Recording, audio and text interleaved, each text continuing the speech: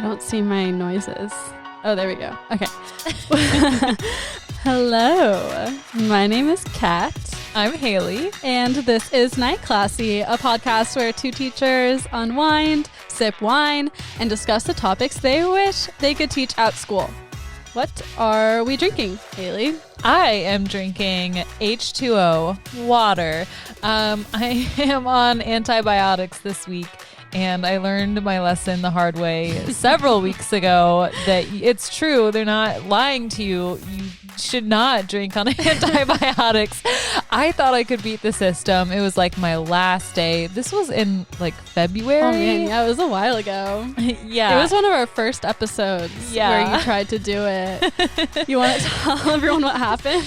Yeah, so it was the last day of antibiotics and they're like, don't drink on it. And I was like, okay, I won't. And then it was the last day and I had them midday or so. And then I was like, it's fine. I'm done with them. I can drink for the podcast now. So I did. And then fast forward to a White Claw and a half later. And I am like belligerent. Like I'm silly and like I'm slurring my words. You were like yelling weird stuff at the Uber driver. What did you tell him? Yeah, I don't even. Oh yeah, I was saying something about like burning the midnight hours. Yeah, it made no sense, you guys. And we recorded a whole episode. Well, we tried. Haley went first, and it was a shit show. She basically started her story. She like introduced the topic, and she's like, "Yeah." And Kat, what do you know and what do you think? Like she wanted me to tell her story for her. Yeah, it was just really, really bad all around. So we like had to table a whole episode and not release it. So there's like a mystery episode on our computer. We'll see if we maybe release like my half someday on Patreon. Yeah, you know, it feels good to have one of my most embarrassing moments recorded to be saved forever. We like do this thing where when we say embarrassing stuff that we have to edit out, we like keep it as a soundbite and we can like press a button and it says in our voice like the dumb shit we said. And I think, did one of them come out of that one? Oh, I'm sure. Yeah. I feel like most of them are mine and you just have the creepy details one. There was one episode, I think it was the axe murder one, where I said like creepy detail every other sentence and it was really embarrassing. It took us like 3 hours to edit all of it out. If we took a sip of alcohol every time you said creepy details, we would have been dead. Yeah, for sure. That was a bad one. I've never had such a headache having to edit it an episode. Anyway, so I'm not on antibiotics, so I can drink. I'm drinking this wine called Psyche. It is a Pinot Noir. Maybe it's called Psyche. I think it's Psyche. I think it's Psyche. Yeah, because it's spelled Psyche. It is. That'd be why. And it has, I'm reading the back, it says luscious cherry notes balanced with light oak with hints of rose and spice to complement a rich velvety finish. I wouldn't say I taste any of that. I took a sip and like shook because it tasted so bad, but I'm going to keep drinking it. Yeah, it's always funny when they advertise things to taste, what was it, like chestnut it said or something? I think like cherry and oak. Cherry and oak, yeah. Like, this tastes like wood in a bad way. I think it just tastes like sour, cheap wine. But yeah. Where did you get it? Kroger. It was like, I tried to be fancy this week and I bought a few bottles of wine, like instead of a box, but they were all under $6. So, and one of them, the one I drank last night was actually pretty good. I forget what it was, but this one is just not doing it for me. But you know, they can't all. Maybe it would do it for you. Maybe I'm after not trying to that, talk trash. Maybe after that glass, it'll taste much better. I think so. I think just going from a White Claw to a glass of red wine takes an adjustment period. Maybe. I don't know. Anyway, it's fine. I'm still going to drink it. And what updates do we have this week? You know, just mom life, raising kittens. Yeah. We had our last official day of school. Yeah. So we're done doing online school. Mm-hmm. Crazy. Yeah. You guys are getting ready to go to the lake. Yeah. Right? Yeah. So I'm going to go to the lake with Alec and his family this week.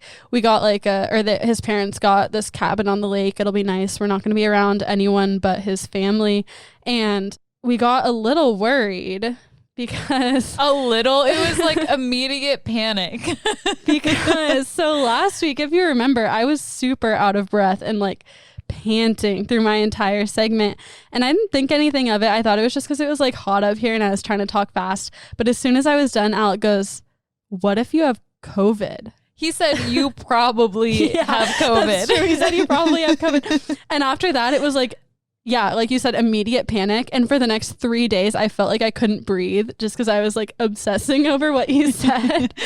And so I went and got tested for COVID-19 as a responsible person would, because like I just felt like maybe I had symptoms and I was going to go spend time with his family. I did not want to give it to them. So I went and got tested. I waited for 2.5 hours in line. Whoa. Yeah. And I had an appointment. And they were only letting in people with appointments, and I still waited that long. But it was worth it. I did the nasal swab, delivered it to myself. That was an interesting experience. And then when you get it, they tell you, they're like, we prioritize positive tests. So if you're positive, you'll hear back within like 1 to 3 days. And if you're negative, like it might take up to 6 days. And I got home, and like a couple hours after I got home, I got like an email notification that my test results were in. And I was like, oh fuck, like this probably means I have it. Yeah.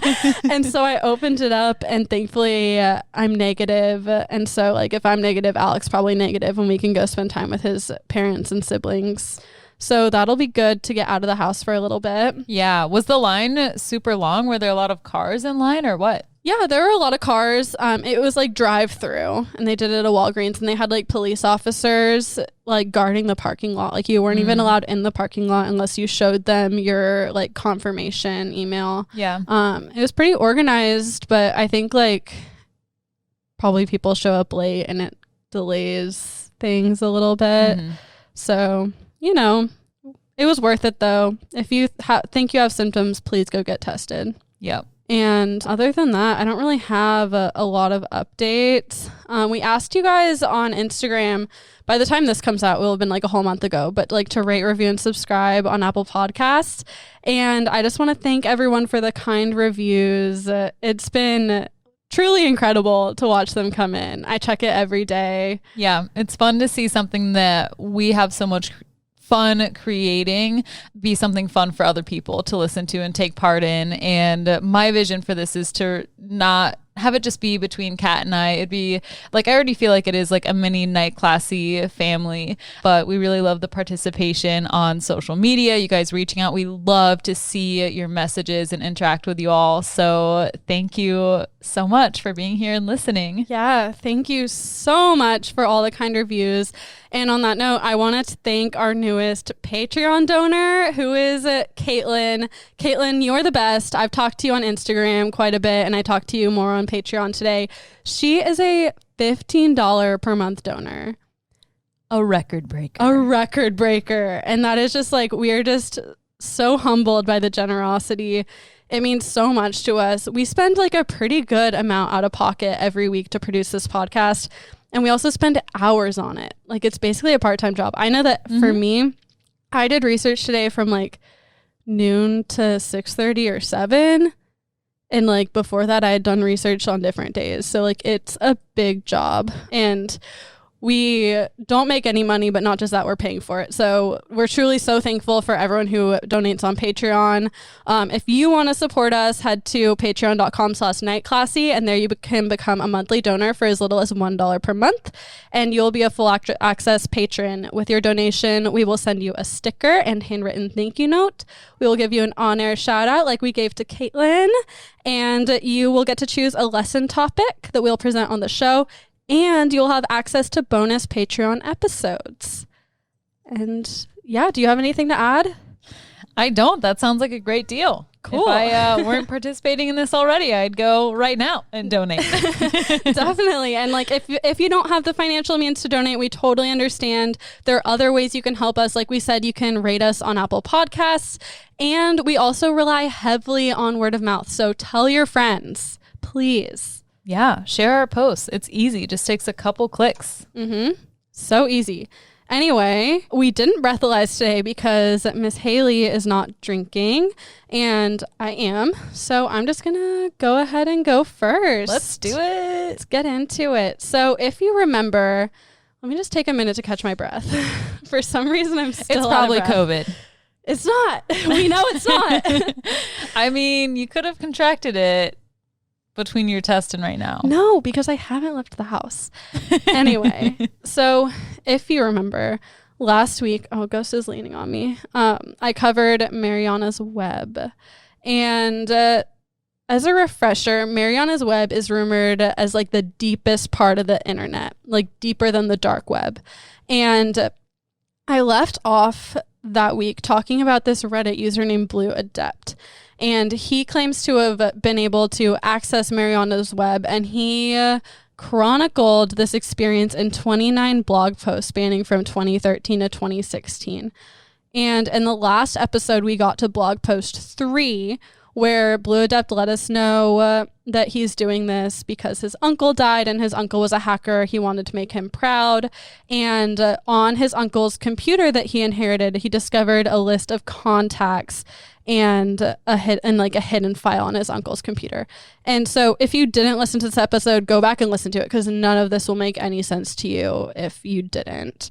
Did I do a good job? Yeah, I think that's what they need to know. Okay, cool. And so I spent a good amount of today reading these entries, and let me just say, they are long. This is like a novel that this guy wrote, and so I'm just going to deliver the bare bones. I had to take a ton of stuff out. He goes into a lot of the details about like the programs he uses and what it takes to hack, and like all this stuff that like went over my head, and I didn't feel like it was too important to the story, so I took out a lot of that.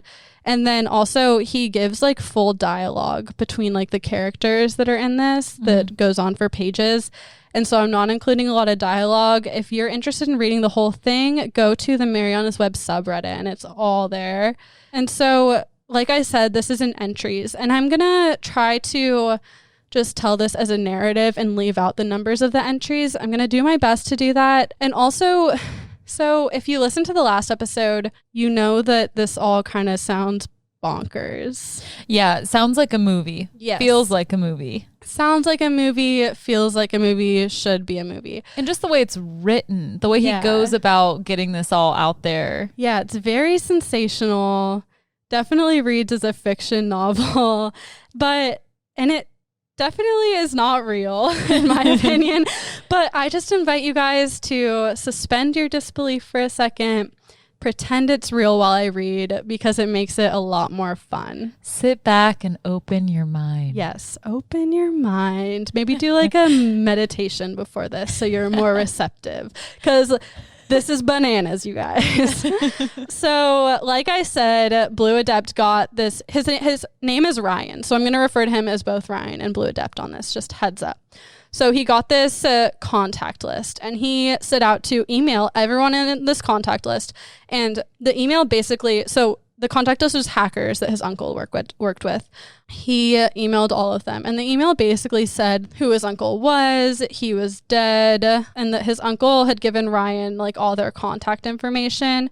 He explains that he doesn't believe his uncle's death was an accident, and states his quote to find Mariana's Web. And then he ends it by asking if they have any information.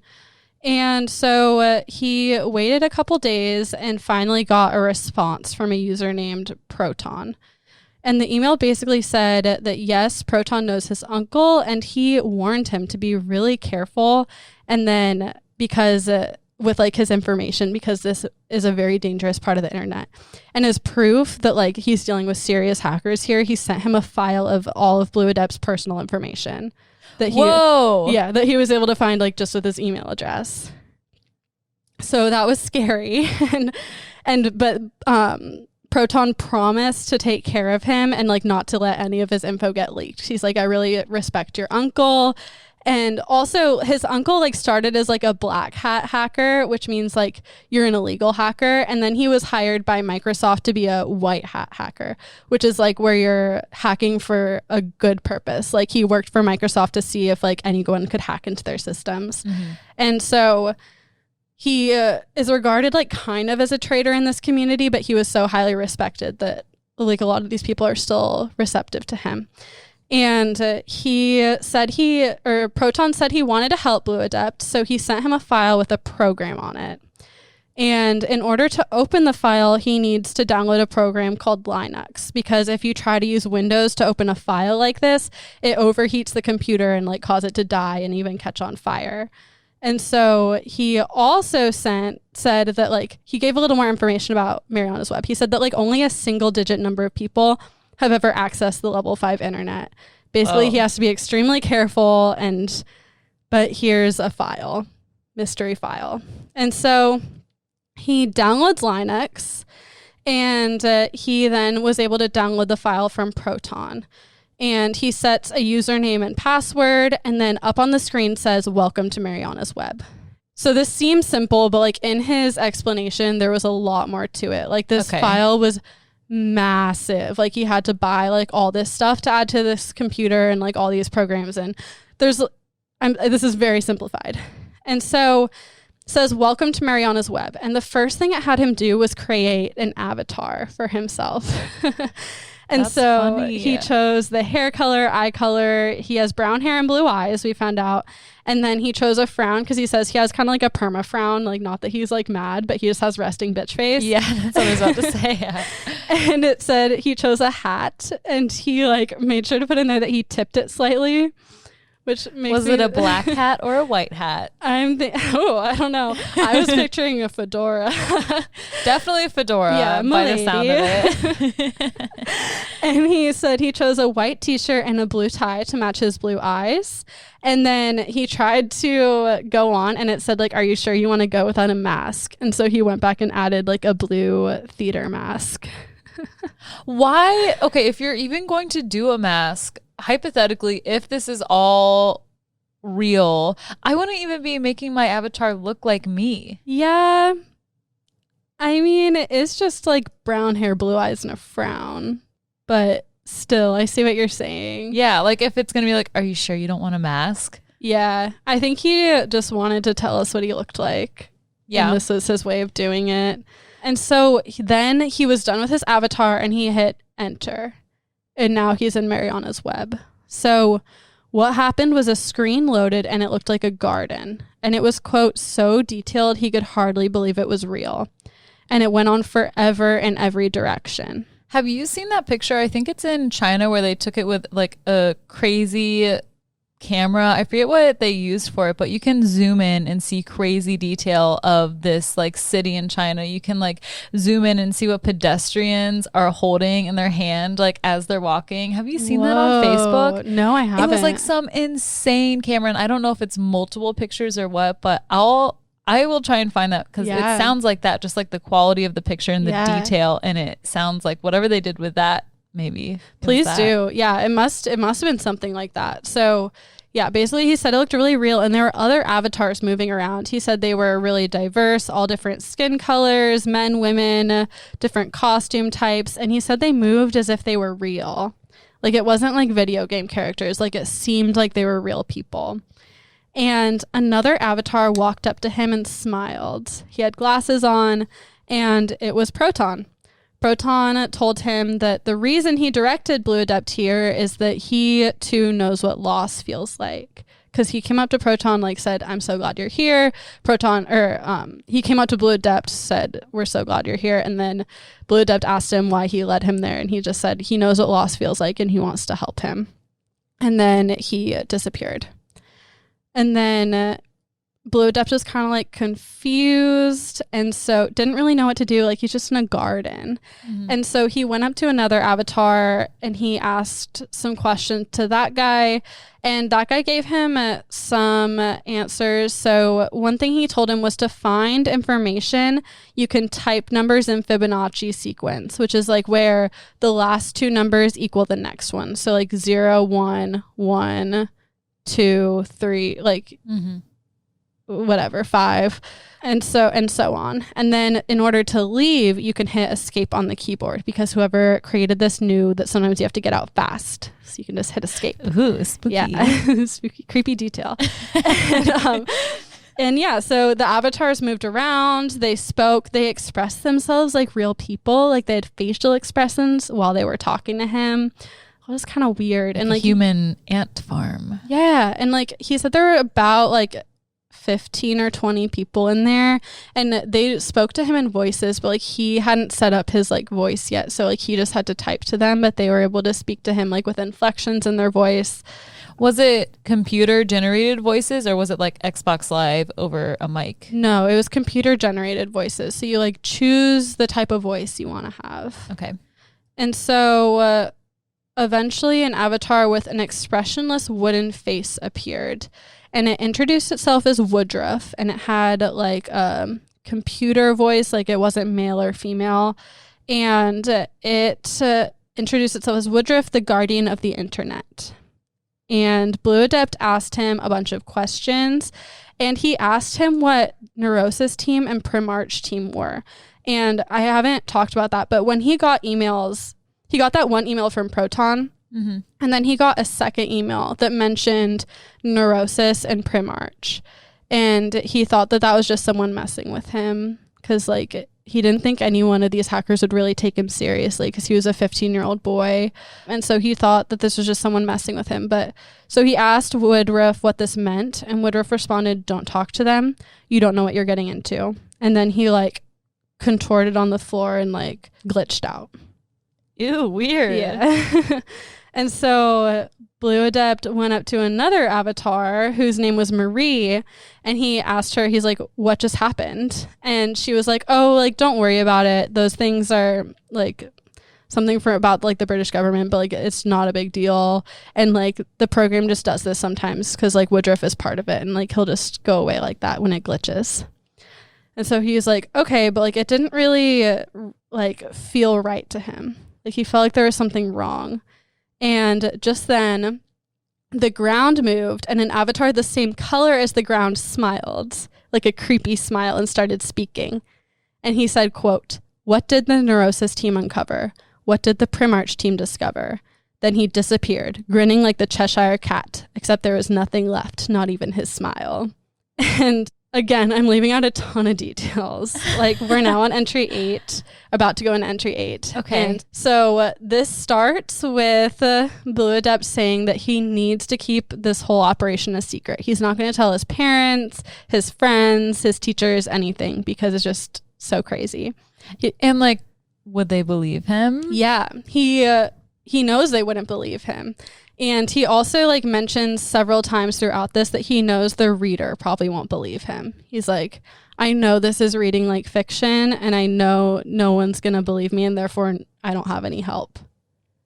Why doesn't he have videos or screenshots or just hold his cell phone up to the computer screen? Because it's not real. Okay. That'd be why. Because she was telling this to my dad, and my dad was like, "Why is a journal the only evidence of this?" I think there's more evidence. So I haven't really explored the website or really done anything except read the Reddit post. There's definitely more, but I just didn't have time because this took me all day. So he eventually, so this whole Neurosis and Primarch thing is still nagging at him. Like, what does this mean? He thinks it, because like we said, like he doesn't think his uncle's death was an accident, and he wants to get to the bottom of it. Yeah. And that's why he's doing this whole thing. Yeah. Right. Yeah. And so he ends up getting back into Mariana's web, and he finds the hacker Marie, who is the one who told him not to worry about it. And he goes up to her and asks her for her help figuring this out. And she asks him what he needs help with, and he responds, "I need you to hack into the Pentagon." What? Because somehow he knows, maybe I missed something, but somehow he like knows the information about Neurosis and whatchamacallit are going to be on there. And so he's like, "I need you to hack into the Pentagon." She's like, "Okay." To the Pentagon. Here we go. For free? She's like, "All right, I'll help you." Yeah, she's like, "This is fun." Does she know his uncle? Yeah. Okay. She knows who his uncle is. Like, I guess everyone on Mariana's web does, because he's such a big player. It's funny. He's like the catalyst to this whole world. Yeah, he's a big part of it. So there's a lot of holes in this story. And like, I'm going to say like it was long, and there was a lot of like tech jargon that I didn't understand. So I don't know if I'm missing pieces or if it's poorly written. Let's just say that. But she seemed really willing to help him. She was like just kind of like amused at the whole thing. She's a master hacker. So she hacks into the Pentagon server, and there's a long description of this, but she does it.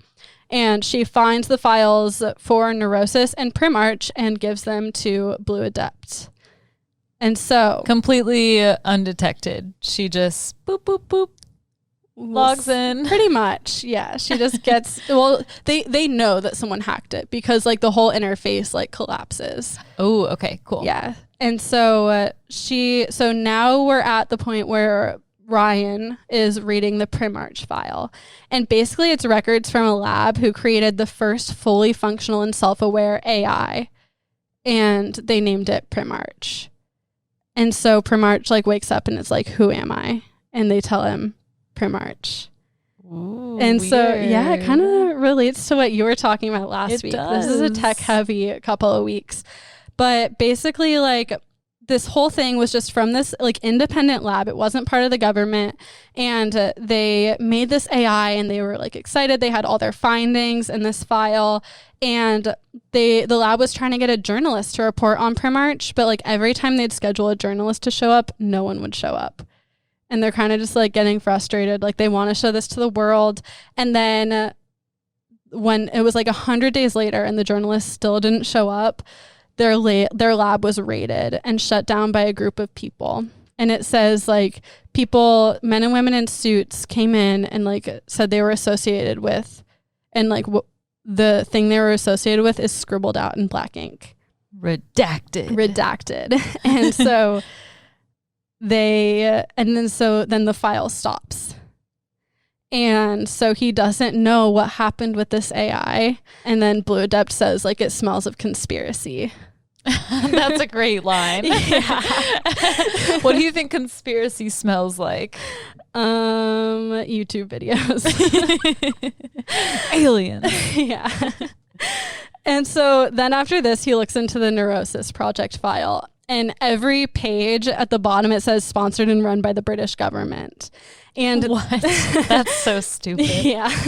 But this is basically like a government lab report that is about the prototyping of this VBS, which is virtual brain system. And what this is they like take a bunch of scans of brains and then map brains virtually. And I think this is real technology that exists, but you can kind of like test like an MRI? Kind of, but like it's a way to like interact with the brain and study it virtually. So they can make this like virtual brain react like a human brain. So when they like stimulate certain nodes, they see what it does, stuff like that. Based off of what they already know about the brain, or just okay. So there's like all these like coders that like program real brain responses into this virtual brain. Okay. But what made this program special is that this one claimed to be able to control people's brains by stimulating nerves in the program. So they can scan your brain and then control what you see, smell, taste, do using this program. Without being connected by wires or anything to this program? I think so. Okay. Yeah, I'm not entirely sure. And then this file ended with a list of different coordinates to different prototype bases. So basically this thing kind of like started and ended. It never made it to fruition. It was just like in the prototype stage.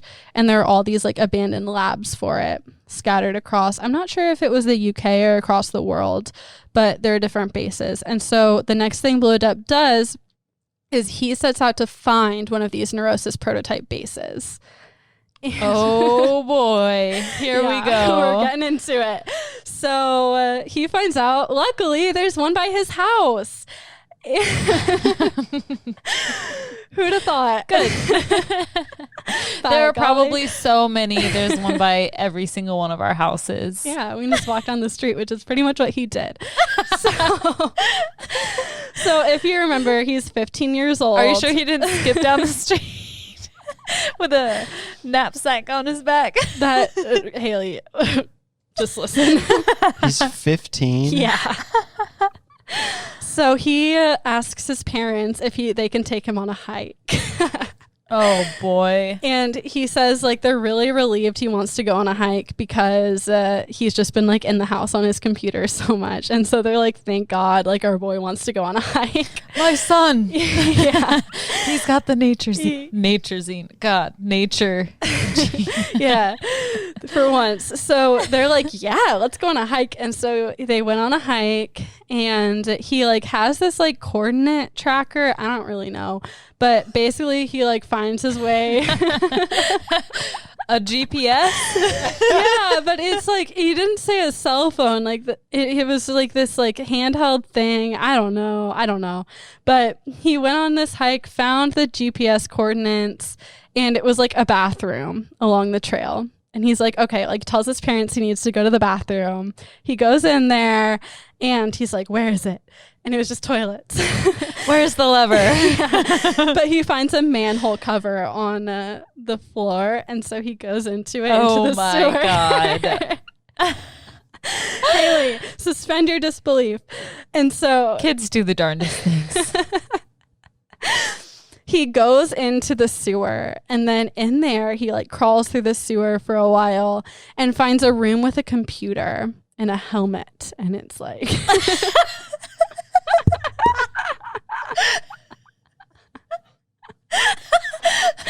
Open my mind. Yeah. Open my mind.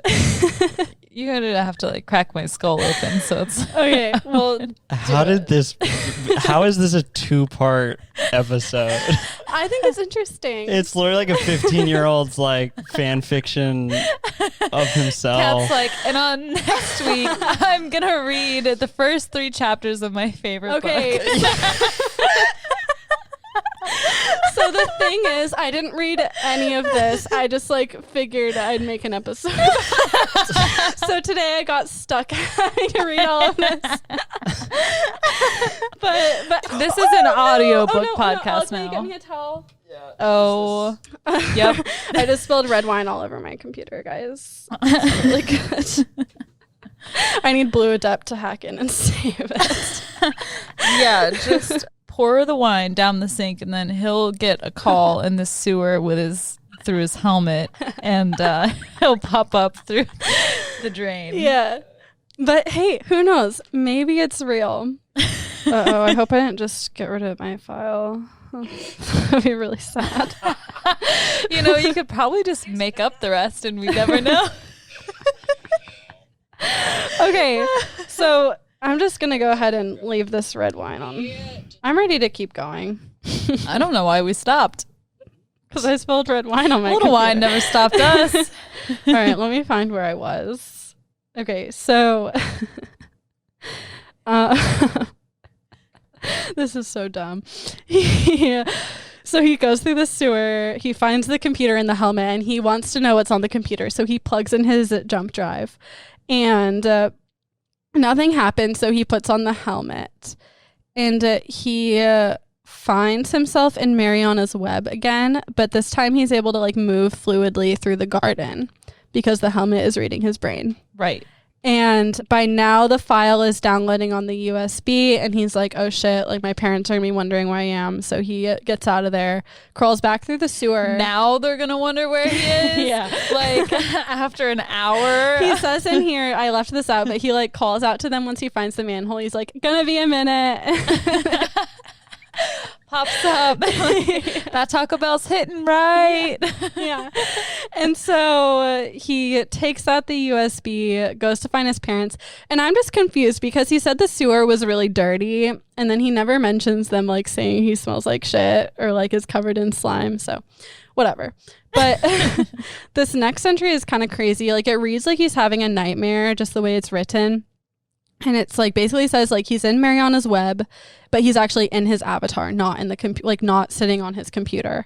And the avatar blends into the ground. The avatar that blends into the ground, the like original one, says like keeps saying like over and over again, what did the Neurosis team discover? What did the Primarch team discover? In like a really sinister voice with a creepy smile.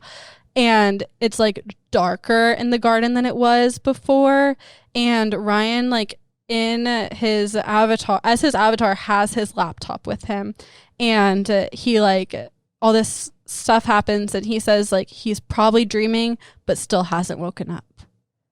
And then the next entry 14, says everything is dark. He has no idea how long he's been wandering through the darkness, but he stumbles across his laptop, and that's what he used to write his last entry. And he's still kind of in this like dreamlike state. And so he turned on his laptop and a file popped up, and the text said ONION, which stands for Online Neurological Intelligence Organized Neurotechnical Branch. And it says, "Hello, Ryan. Read this file and you will know the truth, and the truth will set you free." The file explained that ONION was a program set up by the British military to monitor the internet. And Neurosis and Primarch were both important components of Protocol October, which is the unofficial name of the military project Mariana, which stands for Multiple Systems Analysis and Recording Intelligence and National Alarm. And basically this was a program that could serve thousands of websites at once and find any evidence of aggression towards Britain and also steal information from other governments. And that's what this program Mariana was. But it was created but never deployed by the government. Like the code that was able to do this just kind of like sat online. So it just existed and the hackers were able to get into it, but it wasn't active. Kind of. Yeah, it was inactive, but it was still like gathering code and reading the internet. It just wasn't really being used. So it was never deployed by the government, but the code sat online, and like it was such intelligent code that it assembled itself. And a hacker in Spain found it and downloaded his own consciousness onto it, and that's what created Mariana's web. How the hell? I don't know. Suspend your disbelief. Okay. So fuck off disbelief. This program, Mariana, continued to roam the internet and gather code and information, and it began acting on its own accord. And when it found out that Britain still existed and set out to enact revenge on Britain for abandoning it. This like code. And I mean, I probably feel the same way. Yeah. And so the final line of this entry is Mariana no longer existed. Mariana had been born. So now it's an intelligent entity. And Ryan is still stuck in Mariana's web. Like his consciousness is in there. Where is he physically? We don't know at this point in the story. So he is like in Mariana's web. Okay. And like he keeps fading in and out of the dark, in and out of consciousness, but he's like in there. And then Mariana was born, and then Mariana appears to Ryan. And she looks like a giant metal insect with, quote, long iron spikes for legs and hollow holes in her metal face. And she shows up and she tells him she's going to grant him 3 wishes. And if he makes one selfless wish, he will be sent back home into his body. And so his first wish was that none of this ever happened, and he was back home grieving his uncle's death. And he figured that like if he wished to be grieving, like that was selfless enough to get him sent back. But Mariana said that was not a selfless wish because it allowed Ryan to go home, which is what he wanted. Yeah, and I think it's also not selfless because it has to do with like his own pain. He doesn't want to be feeling grief, which is still about him. Like it's really hard to he does want to be feeling grief. Oh, he knows that if he were back in his body, he'd just be like sad about his uncle because like he never would have discovered Mariana's web, and this is like his coping strategy. Yeah, I don't know. I still don't think that's like altruistic. Yeah, it's not like really for his uncle. Grief is something that you go through. Yeah, personally. Yeah, it's not for anyone. Like she said, it's not a selfless wish. So I agree with Mariana. So she's like, nah, bish.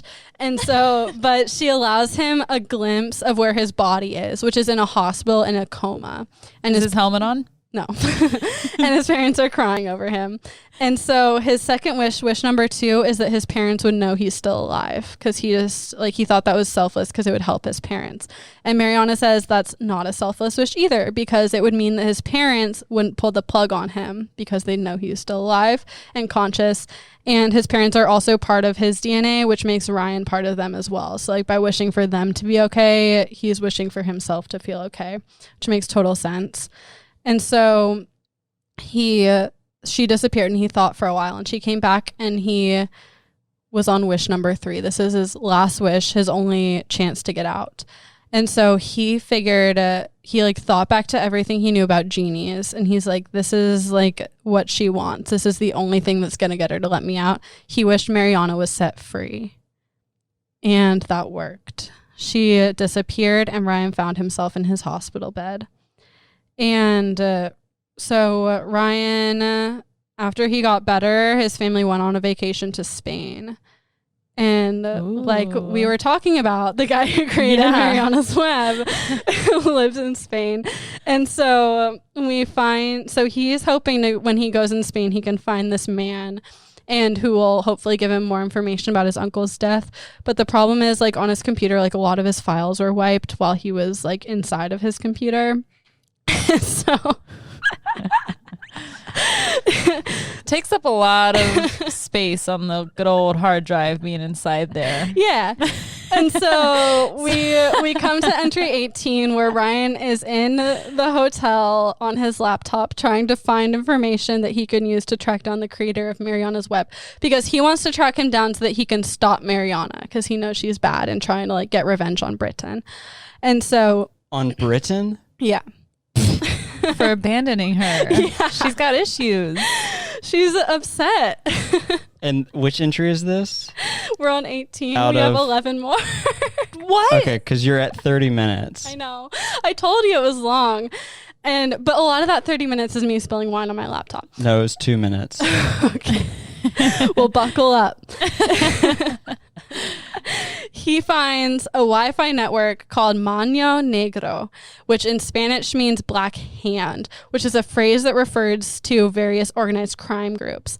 And underneath it, it read, "Blue Adept, use this and we can talk." And so he clicked on it, but it was password protected. So he uses this program called Brute, which basically plugs in every word and number combination into this password thing until like it cracks. And like it can take years, sometimes not at all, because obviously there are infinite possibilities.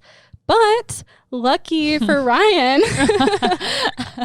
Wouldn't you believe it? Crazy. It goes on. I'm telling you. He got really lucky and cracked the password. And when he cracked the password, a window asking for his Tor chat ID came up. And Tor chat is basically the deep web's version of Skype. So like you can talk to people on the deep web and like it can't trace you. I feel like that's like Omegle, but for the deep web. Yeah, I think you're right. And Ryan put in his ID. Apparently he already had one, and enters a chat with Mano Negro. And basically this Mano Negro says that he created Mariana's Web and knew all along that Ryan was going to access the files from the Pentagon. And he points out that the files were Britain's, but in the American Pentagon's database. And he's like, Ryan, did you ever think that was weird? And he's like he had never thought that was weird, I guess. And so, but it won't tell him why. And then the chat glitches out. And so next Ryan like figures out how to delete this glitch from his computer, and then he's able to post the rest of the chat. Basically all it is Mano Negro gives him an onion link to the dark web to go to. And so he ends up navigating to this onion address. He had to wait for a certain day when like the government cleaned out part of the dark web, and then the dark web launched level 3.5. So he waits until December 18th, I think it was. It's not in my notes. But then he navigates to this address, and on the address there's a picture of himself titled FBI's Most Wanted.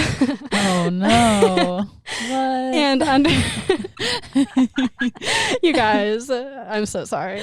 I had to do it because I said I was going to. Okay, under that it read, quote, Alec, are you going to say something? No, I just don't understand why we have to read every single one of them. Because it's interesting. It's not going to make sense if it's we don't hear it vital to all. the story. Under that, it read, quote, Ryan, we know who you are. We know everything that's taken place. The 5th level, hacking our servers, poking your nose in places where it shouldn't have. They gave you up, Ryan, Marie, Proton, everyone you thought you could trust. The picture you saw above will be on the front page of every newspaper in your country and ours. You will be hunted down. The judge and jury will not spare you, unless, of course, you choose to comply. Units have been dispatched to Britain. We will meet you, and your family will be informed and will not protect you. Leave peacefully or not at all. You have 3 days. Make your choice wisely. That was the FBI. What do you do? They gave him 3 days. Yeah, right. Yeah. And so this entry was in late December. His next entry comes on in March, and he claims the FBI has him, but gave him access to a computer finally. And he doesn't remember much from being taken in, just that there was a helicopter and a taser. And he says that as he types that, he's having like vivid flashback, like PTSD memories being tackled on the ground in a supermarket. But he doesn't remember. So he says that he will most likely be released because there's not enough evidence to hold him.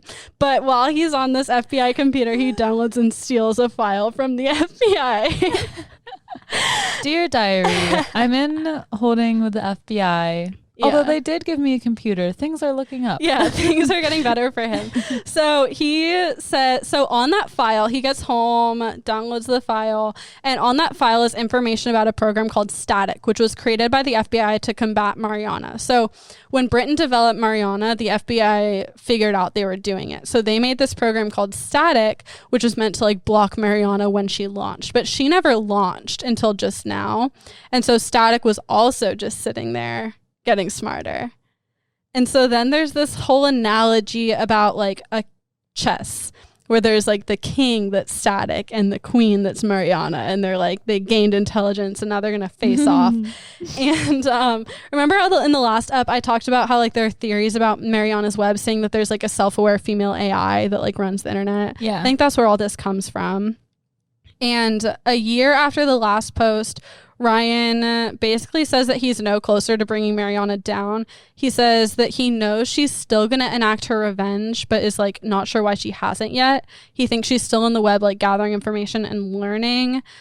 He says he hasn't been back on Mariana's web because he's scared. And when he's on the internet, sometimes he'll get flashes of Mariana's web, like the garden and the landscape. And the difference is all his friends like Proton and Marie are laying contorted on the ground. And he knows that's that bad sign. Yeah. He knows it's like a warning. From Woodruff, right?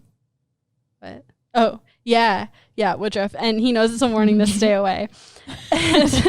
What? What? Oh, yeah. And so that next, Ryan receives an email from Mary, and she says she's like relieved he's still alive because she saw his last post. And attached are 2 documents, one about a freak accident in an American finance firm where a computer overheated and blew up, killing the technical manager and his apprentice. The technical manager was Proton. So Proton was killed by a computer. And the second article was an article about an explosion at a gas station in St. Petersburg, Russia, where fuses from security cameras malfunctioned, causing sparks that ignited the gas station and like made an explosion and killed the guy. And that guy was like also a hacker and friends with Ryan's uncle on his contact list. And so basically Mary comes to the conclusion that Mariana is like infiltrating these systems and like hunting down all of Ryan's uncle's friends, like anyone who knew the truth about Mariana's web, and killing them. And so she thinks that Ryan and her will be next. And so Ryan sends Marie the list of his uncle's friends so she could warn them.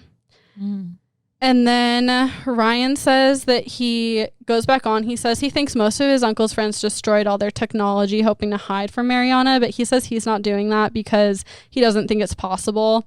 Mariana's in every corner of the internet. She can hack into any control system that's attached to the internet. She can see you, she can hear you, and she can control all electronics at any time. He doesn't think it's like even worth trying to hide. And so that's how I would feel too. Yeah. And so he's just kind of like in limbo, and he decides to write to the British government and like ask for records about his uncle's hospital stay, because his uncle died after like a work injury at Microsoft where like something happened, I forget what. And so he just like wants information to like prove his uncle was in a hospital at this time, just try to get more information.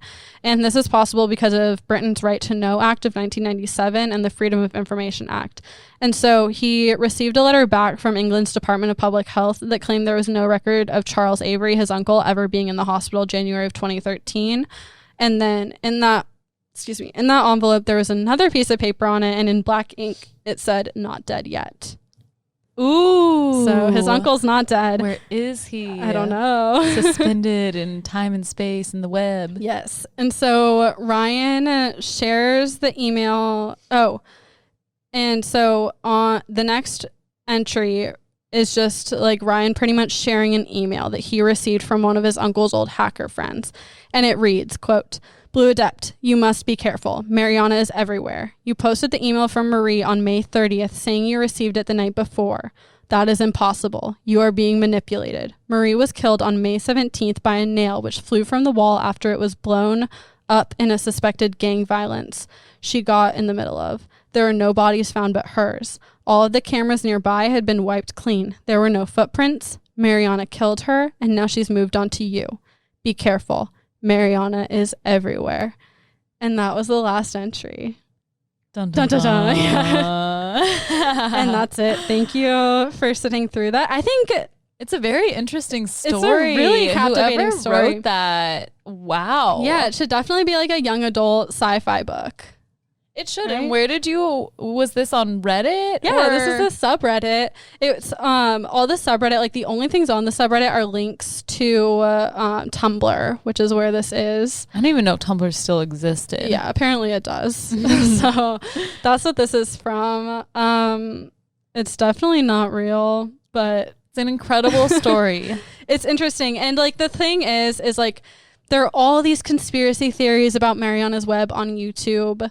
And I think the moral of this story is you just shouldn't trust anything you read on the internet unless you have like valid sources to back it up. Mm-hmm. Because this does not exist. Mariana's Web does not exist.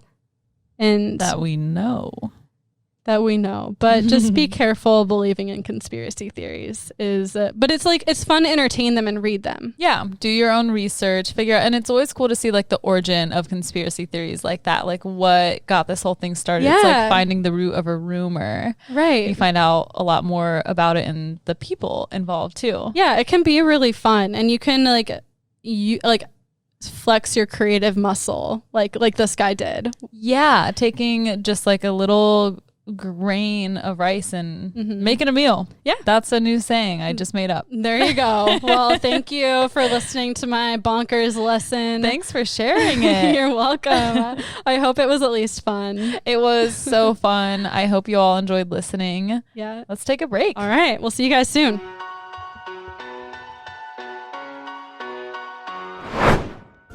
We drink a lot of wine here at Night Classy, but we appreciate alcohol in all forms. So when we heard about Ethel Ambrosia, a company that delivers gel shots to your door, we were here for it.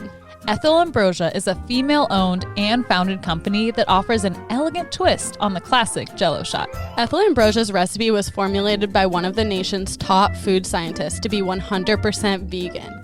So the shot's base is 3 kinds of seaweeds rather than gelatin. As a lifelong vegetarian, I have tried and failed so many times to make Jell-O shots. For me, they've always just never turned out right. They're always too runny or clumpy, but Ethel Ambrosia has somehow nailed it. And even more, their seaweed base means that these shots don't melt until 130 degrees Fahrenheit, which makes them perfect for a trip to the pool or beach. Now, I'm not vegan, but what got me hooked on these gel shots is their push-up cup. Like Dee Dee, Ethel Ambrosia's founder, I'm a complete germaphobe and always have hated to stick my finger into the Jell-O shots to loosen the Jell-O. Ethel Ambrosia's push-up cup allows you to push the gel out of the cup without ever having to use your fingers, and it just looks good. We've tried the shots and we love them.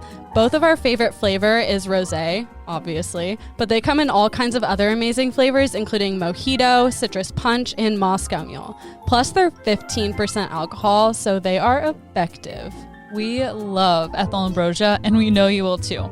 So to order your own box of shots, head to ethelambrosia.com. It's ETHYLAMBROSIA.com and enter the promo code NIGHTCLASSY. All caps, no spaces, Night Classy at checkout for 15% off your order. Haley, has anyone ever been a total dick to you? Oh my gosh, yes. Well, good news. Now with Dicks by Mail, you can anonymously send them a box of candy dicks and politely tell them to eat one. Dicks by Mail sends dick-shaped candy anonymously to your friends, coworkers, grandma, whatever. Their products include gummy dicks, confetti dicks, and very realistic-looking chocolate dicks that come in both milk and white chocolate. Oh my gosh. You know what? I can actually confirm they are very realistic-looking chocolate dicks. My best friend had one sent to her, and she was calling our whole friend group like, did you send this? Did you send this? She sent a picture in the group chat, like, and there are veins. Like, it is very realistic. I went over, ate some of her dick, you know, like best friends do. It's really quality chocolate too.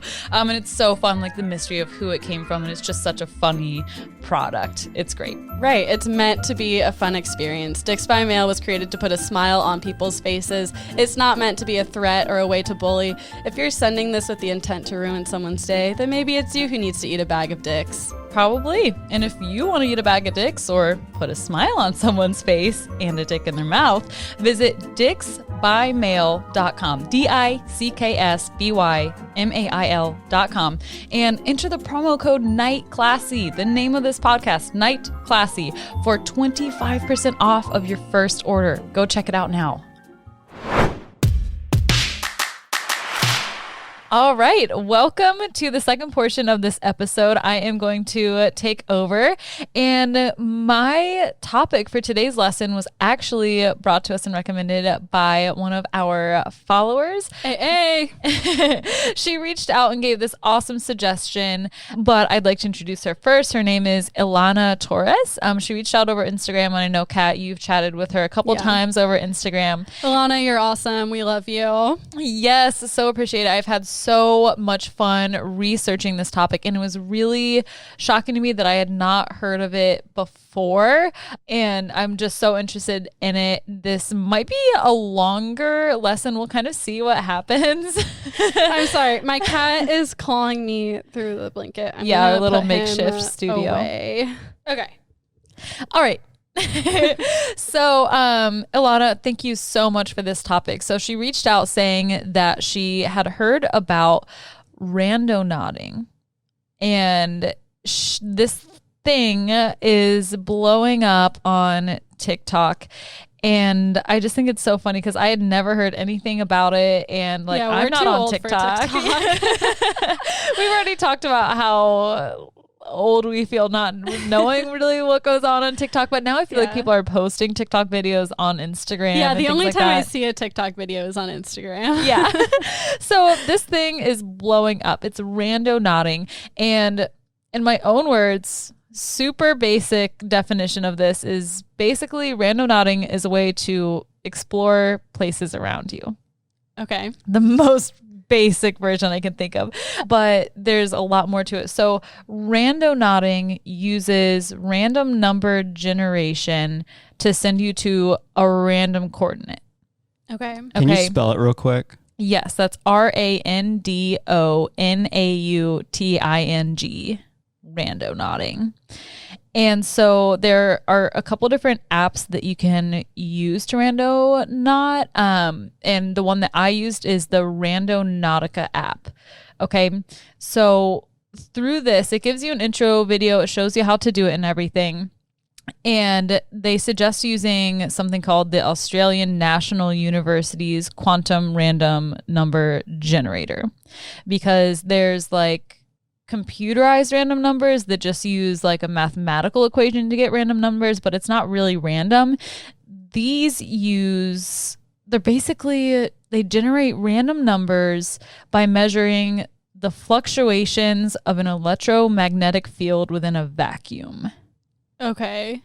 And you can find out more online if you need more information. So it's not just like a normal number generator. It like uses something. Yeah, and I'll get more into exactly how that works. But basically what I'll use to describe it now is that it kind of like measures, because there's like nothing in the vacuum, but it measures like quantum points or like energy kind of. It's really hard for me to understand, and maybe you too, and I have more notes on it that I'll get to.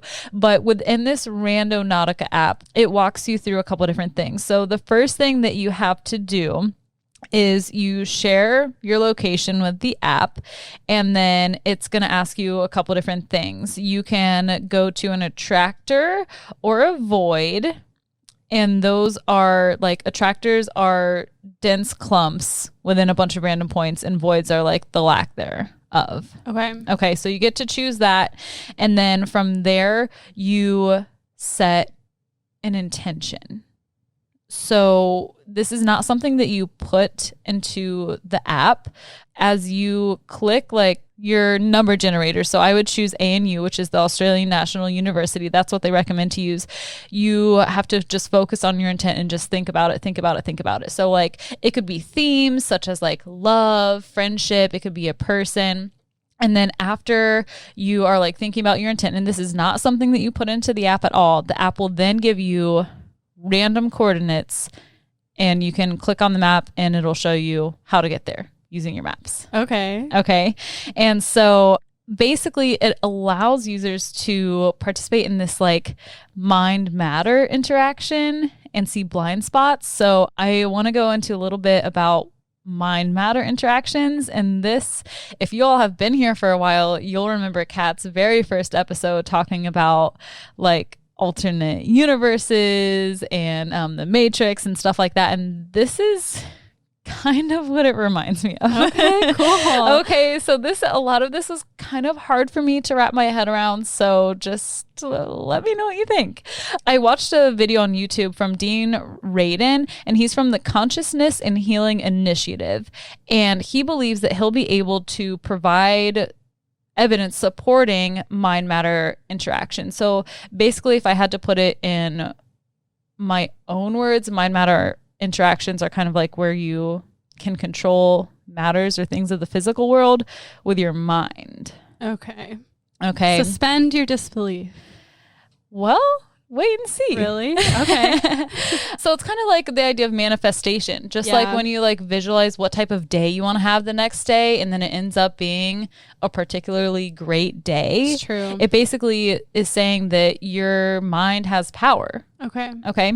So in this video, he talks about how photons behave like particles, or they behave like waves, depending on how you look at it. Mm-hmm. And he poses the question, he says, if looking at something is the same as observing it, can you ask someone to observe with their mind? You can use your mind to look at something. So I can close my eyes or open my eyes, whatever, and I can picture what a field of daisies looks like, right? Yeah, most people can. Right. Yeah, most people can. So that question is like, so is that also observing it? So if you can observe something with your mind and cause a photon to change its behavior, that would tell us two things.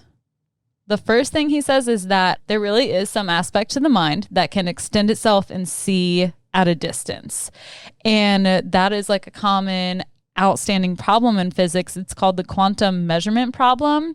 And that focuses on this problem that at the quantum level, so super small, if you observe a system, he says, and it changes its behavior as you're looking at it, almost as if it knows you're looking at it, then there's actually something about consciousness that's relevant to that question.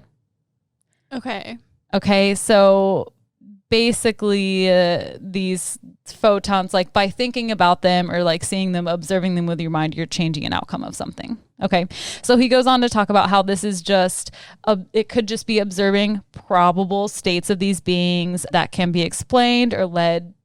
They can also lead to different ideas, things like alternate universes and things like that, different layers. But in his studies, they do believe that the mind has power both in the quantum and the macro physical world that we live in. So they're studying that. Basically, mind matter interactions say that we can use our minds to affect some random number generators. Okay. So by thinking about them and putting our intentions out there, we create a reality for ourselves where we can get what we're looking for with that intention that we set. Okay. And then the other thing he talked about were blind spots. And blind spots are basically just places that are all around us, and they exist in our typical normal day, but we don't see them because they're not part of our typical normal day. Yeah. So like I don't see the inside of our neighbor's kitchen on a normal day. That's a blind spot in my life. Okay.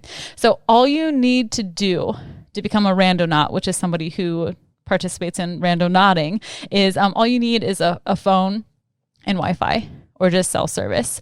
And like I said, it's been gaining a ton of popularity as we're in quarantine. You know, people are taking their quarantine walks. And if I had to compare it to something when I was first understanding it, it's kind of like geocaching. Yeah. Did you ever do that? Yeah. Alec and I, because I told Alec that Ilana had told us about this topic, and I didn't really look into it. I just read like the first few sentences of the Wikipedia, and I was trying to use that to explain to him, and he brought up geocaching. Yeah, it's similar to that. So if you don't know what geocaching is, basically you use an app, right? Because it's been so many years since I've done it. You can use an app, yeah. You can use an app for it, websites, and it'll give you coordinates, right, that you go to, and it's like finding a treasure. Yeah, there's like little boxes, like usually along hiking trails, and you can like put something in and then you get to take something out. So it'll be like, I don't know, miscellaneous stuff, granola bars, interesting coins, whatever people have in their pockets. I think my favorite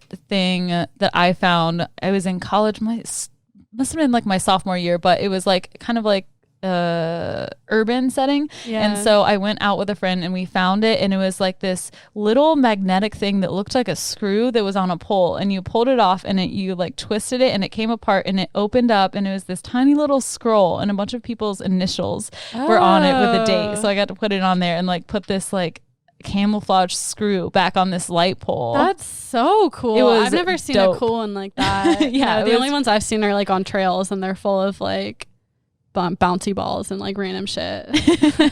Yeah, I didn't get to do any of those, but like that's the one that stands out in my mind. Okay, so anyway, back to randonauting. A lot of people have been taking part in this. It's gaining popularity on TikTok, and so it uses quantum random points. So I want to talk about those. There are a bunch of different ways that you can generate these random coordinates, and there are different types, but I'm going to start just with quantum points.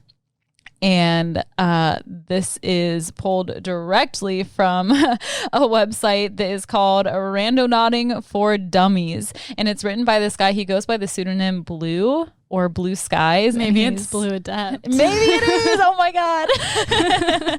But he knows a lot about randonauting because it seems to have gained popularity in mid to late 2019. So quantum points are a coordinate point using quantum random number generators. So to generate a quantum point, he says, truly random numbers are generated using the random number generator source. And it generates random numbers by measuring, like I said, the electromagnetic field fluctuations of virtual particles in a vacuum. Okay. These truly random numbers are then converted into a coordinate location somewhere in your vicinity. Okay.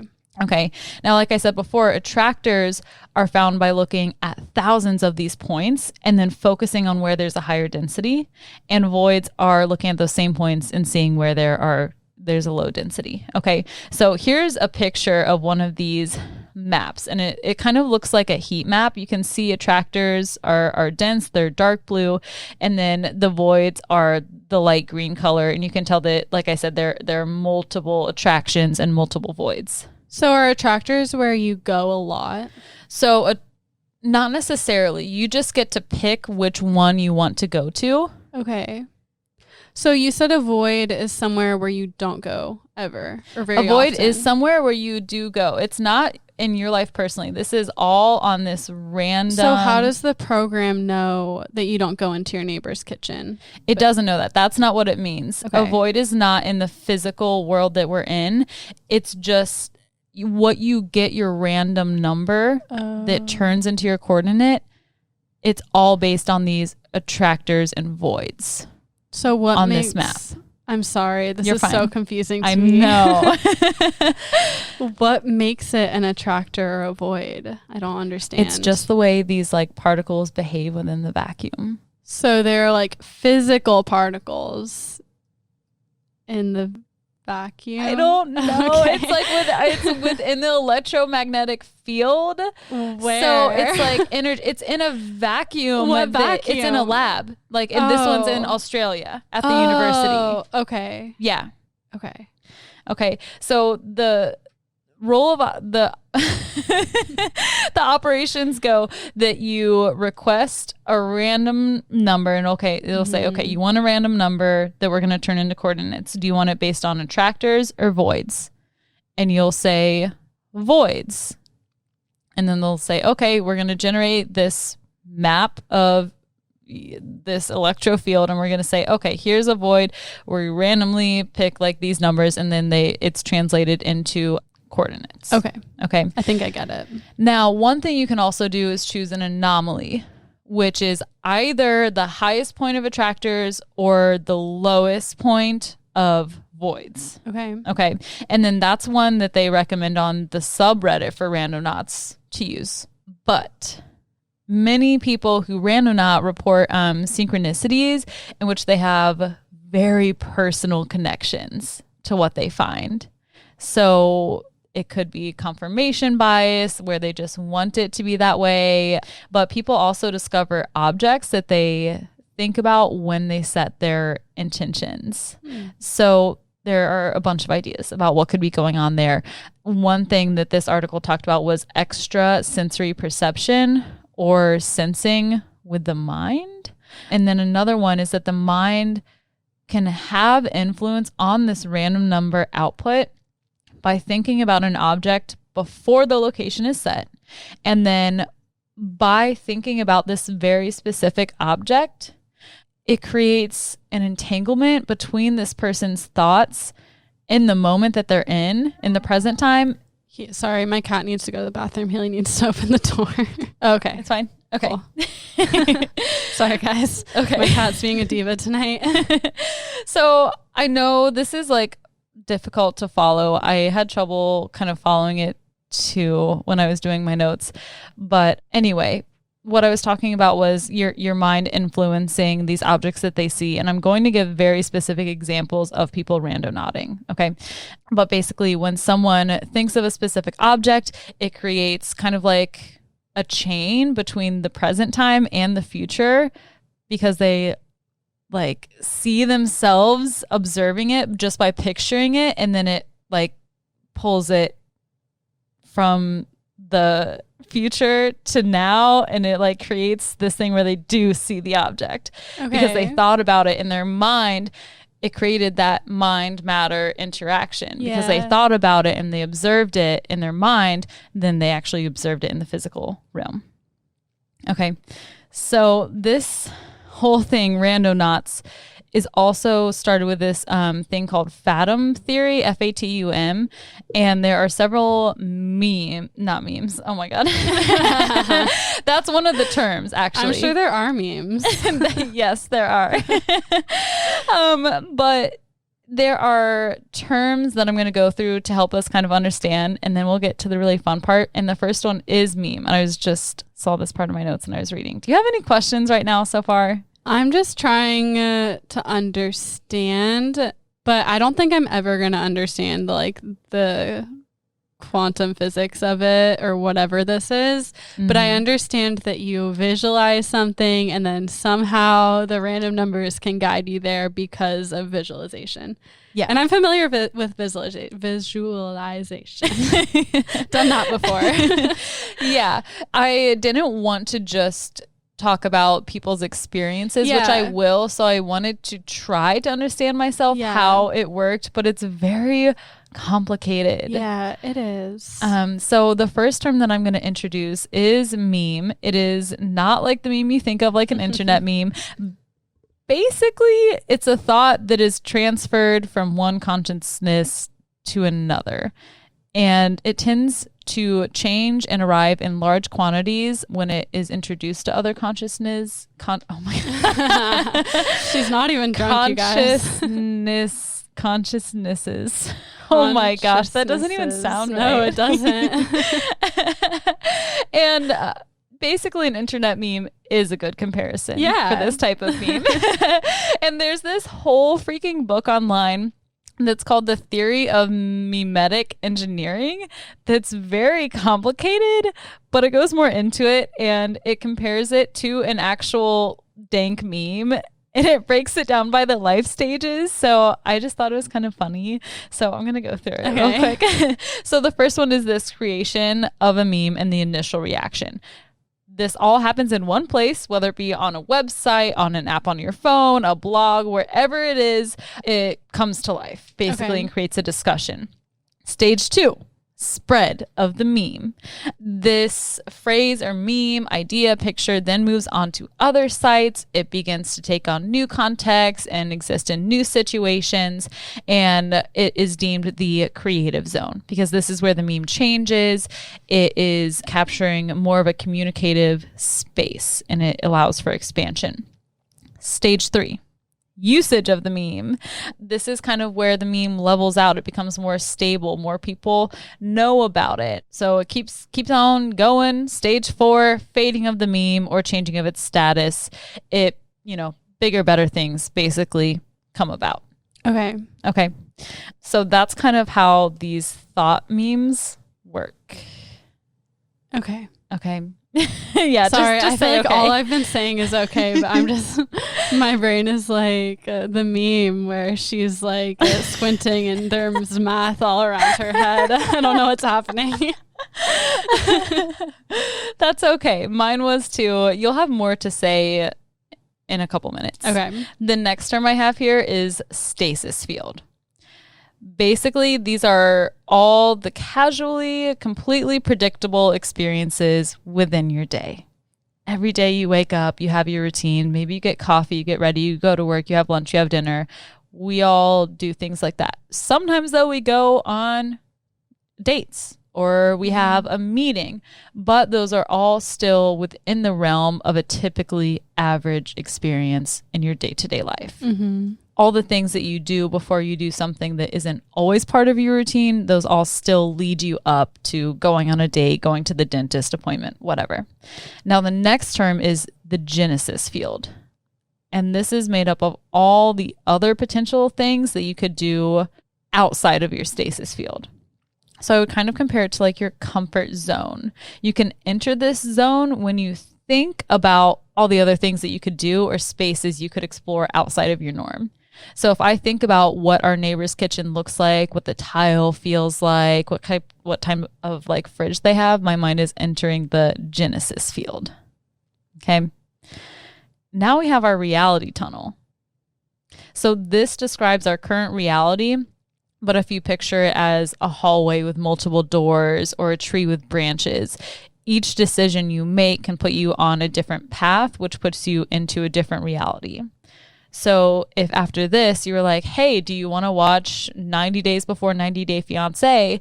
And I said no, I would continue on my current reality tunnel. But if I said yes, then my trajectory would change and I would be in a different reality tunnel. But that other reality tunnel is still going on somewhere else. Okay. And then we have the despair meme. So this basically materializes itself in your mind as a bad thought surrounded by fear or skepticism in relation to randonauting. So it tries to keep someone out of the genesis field. It tries to keep you from getting out of your comfort zone. And when I read about this, looking back, there are some people on the subreddit who experience this and they're like totally freaked out. They're like, I got like the worst feeling ever. I never want to randonaut again. This is some creepy shit. Really? Yeah. Like just because they're the type of people that never do anything out of the norm, or it like wherever they went was so crazy? I feel like you have to be someone who's willing to go out of your norm and want that to randonaut. But like when you think about it, it's just driving to a random place. Like it doesn't seem like it should be anything too crazy. Yeah. Like I've been doing Uber Eats and it's been taking me to neighborhoods I've never been in. And like it's not like it's some existential experience for me. I'm like, oh, I've never been here before. Drop off the food and go. Yeah, but at the same time, that's part of something that is becoming your stasis field. It's something that's becoming regular for you. You're not messing with destiny, Yeah. if you will. You're not specifically saying, I am setting out with this intention to experience this theme, emotion, or whatever. Yeah. Some people just get the feeling like this dread around, kind of like the butterfly effect. Yeah. I could see that. And like there have been places I've driven where it's like, whoa, like there's stuff happening around me. I would never be here if it weren't because I was delivering food. And like if I didn't have that purpose, it would have felt really strange. And so you're getting into something called the void meme. Okay. And so from what I understand, this is your brain making sense of your situation when you find yourself in this Genesis field, or like things that are not a part of your everyday routine, basically. So you try to gain understanding, especially when randonauting. So a lot of people can get over this despair meme just by being like, just by doing it and continuing and ignoring that feeling.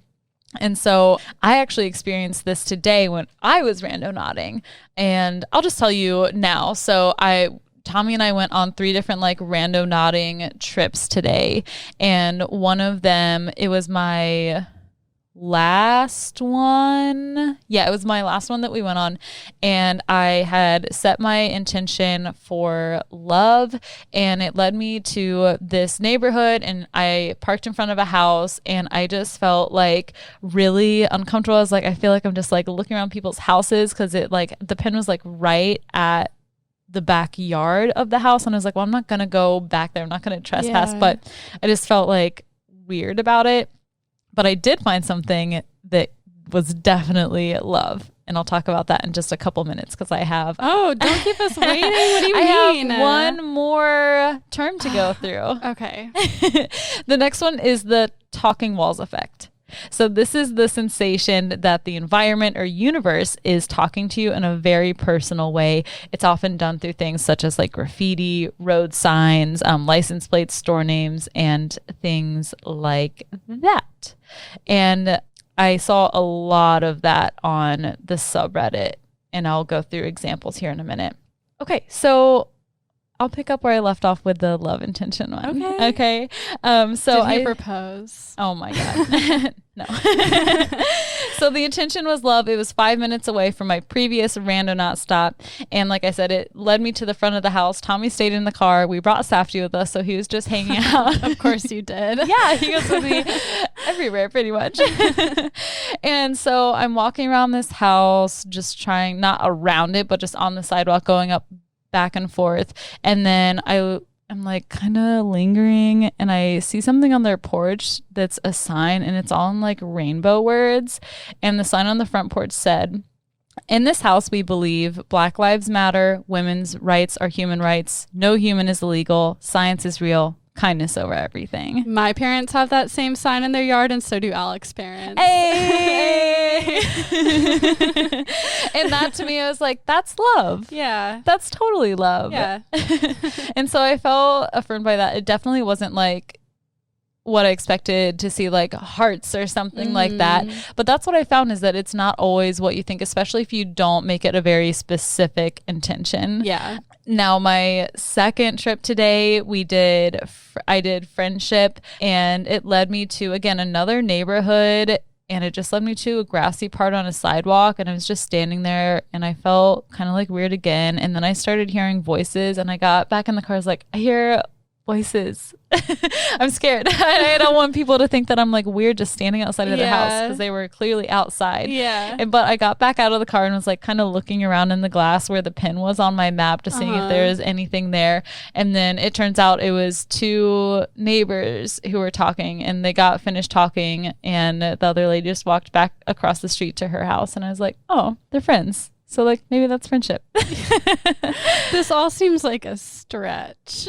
All of these definitely do. I wish I had more time to do it. Like the first one that I did, we set the intention as kitty cat. Oh my God. Okay. And it led me to someone's backyard. I looked in there, and it was just like a slab of concrete. But also, I don't think our intention was set correctly because I didn't know how to use the app, and it gave me coordinates before we really like focused on the intention. Okay. Okay. So think what you will about my experiences. Okay. Well, you did have a cat with you, so maybe it just knew it could send you anywhere. And there'd still be a kitty cat. There'd still be a kitty cat there. The subreddit for Randonauting is like very active. It's r/randonauts, and people are constantly posting stuff. And this is where I found a lot of interesting things. So one of the first ones was posted by u/Auburn_baby. And this is the only one I saw where she or he set their intent to a person. And it reads, so admittedly, this was my first randonauting experience, but I had always seen people set their intent as something broad or abstract. I always wondered what would happen if you set it to be a specific person. I haven't seen the person I picked in 9 months, and we were still loosely in touch. So I was pretty ready for it to be a lost cause. When I loaded up my location, I didn't notice it at first, but I realized halfway there that I was going to the exact point where we hung out alone for the first time. I didn't take any photos because I was in a bit of a time crunch, but it was a really serendipitous moment. That's nice. Yeah, so that's kind of interesting. Yeah. I'll read a couple more. This person, they went out and their intention was cats, and they ended up finding a whole pack of kittens with pictures and videos to prove it. Oh my God. I just took a lucky. screenshot so you can't see it. Yeah, it's like a cat and like legit kittens in this like random ass field next to some trash. Oh, that's cool. This other person, his girlfriend and him or her, I'm not sure, they set their intentions to something forgotten/hidden, and they came upon this abandoned house. It has trees and plants growing out of it. It definitely looks forgotten and hidden and abandoned. That's crazy. Did they go inside? I don't think so. Okay. And that was from I wouldn't have either. Yeah, no thanks. And what's so cool is that a lot of these locations are just within, like all of mine were 5 minutes away from me. Yeah. And then this next one, it was a first time randonaut. They set their intentions as crazy. She couldn't get to the exact spot of the anomaly because it was fenced in, but she was walking around this school that it set her at, and you can see etched into this like wall was the words crazy. It looks like someone took like a key or a knife and like I just got chills. Yeah, it's like stuff like that. Then like maybe there is like I think there is something legit to this. Yeah. I can't lie. Like after looking at all of these feeds, I think there is something to this. This other person, it was their first time randonauting. His or her intent was music. They were guided to a street called Harmony Park, and they could hear faint music in the background once they got there. Oh, wow. And they showed a picture. It's legit. A That little is street cool. sign. Yeah. And so that's one of the things where it's like the environment is like talking to them, if you will. And this other person, u/Damien369, their intent was to start a better life. Basically, they wanted to break their expensive bong and stop smoking. It ended up sending them to their high school where they started smoking marijuana heavily, and they don't think that it's a coincidence that the universe, I guess, wanted it to end it all where it started. Yeah. This next one, user/livefab, they set their intention as a chair, and this is what they stumbled upon. It is like a barn, and like kind of like an open air barn with a bunch of chairs. Yeah. You have like an old fashioned cloth chair, you have benches, you have like a wooden stump. And so those are just a few. Here's a picture of that sign. Well, I guess if you guys have it, then you don't need to see it. But it was definitely a lot of fun exploring that today. I think it is legit. It's really hard to understand, but it also makes me wonder what other universes are out there, what other paths are existing right now as this one is, how we can control outcomes if we can. And yeah, what do you think? What's going on in your mind? I was just going to say Mariana's Web. But yeah, that's fascinating. I think I'm definitely going to try it tomorrow. We should. Yeah. It'd be fun. I'd love to do it with you because I think that it'd just be a cool thing to do. Yeah, it would be fun. I mean, you don't really even have to like truly leave your car, I guess, if for the most part. So good quarantine activity, something to break up the cycle a little bit. Yeah, if you're interested, definitely check out the subreddit, and they have a Twitter too. It's so cool and interesting. Some of the stuff is like whatever, but some of it's like, right. What? When you get those really cool ones, it probably makes it worth it. Yeah. Well, that's awesome. Thank you so much, Haley. I learned a ton. When I originally looked into it, I didn't I understood that like you used a generator that gave you random coordinates and you went and explored, but I didn't realize there was any kind of like intention or science behind it. So that's fascinating. Yeah. Thank you so much. Shout out to Alana for giving us this topic. It was so fun to research. And guys, if you have anything else that you want to know more about or that you think we would like, just let us know. Message us on Instagram, Twitter, email us. Yeah, we would love to check it out. If it's a good topic, we'll do it. And if you want us to cover your topic, for sure, donate on Patreon. Because we will. Yeah. All right. Thanks, guys. 3, 2, 1. Class dismissed.